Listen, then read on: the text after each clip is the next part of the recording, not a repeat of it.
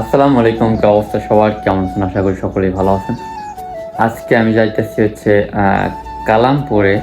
আমার কবুতরের মানে হইতেছে দুইটা কবুতর আছে বাসায়, দুইটা হইতেছে গিয়ে নর, কোনো মাদি নেই, এই জন্য হইতেছে দুইটা মাদি কিনতে যাইতেছি। তো দেখা যাচ্ছে কোন দুইটা কবুতরের জন্য মাদি কিনতে যাইতেছি, তো চলেন দেখা যায়।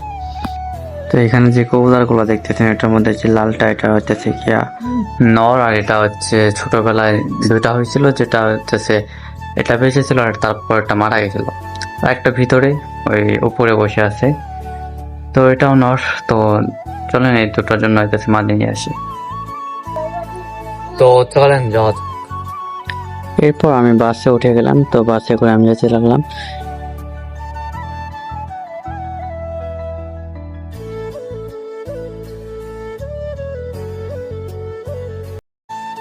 এরপর হাটে আসলাম, হাটে আসার পর দেখলাম যে অনেক মানুষ।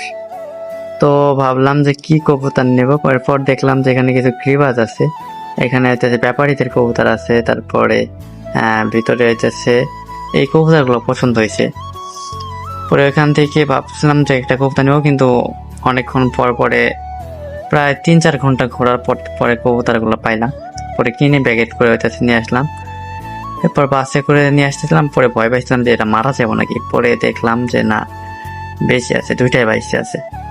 আমি মূলত হইতেছে ব্যাগের সাইড দিয়ে আর কি কাটে দিয়েছিলাম।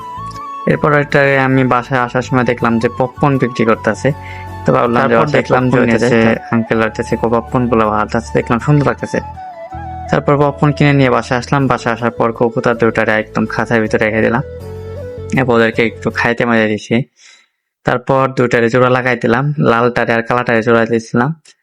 তারপর হচ্ছে গিয়া গ্রিবাস যেটা আছে, তো দুই গ্রিবাসের লগে দুইটা, আগে যে গ্রিবাসটা ছিল ওইটার সাথে নতুন যেটা কিনে আনছি ওইটার লগে মানে জোড়া দিয়ে দিয়েছে। তো এখন দেখা যাক যে এগুলো ডিম পারে নাকি। তো সবাই ভালো থাকবেন, দেখা হচ্ছে পরবর্তী কোনো ভিডিওতে। আল্লাহ হাফেজ।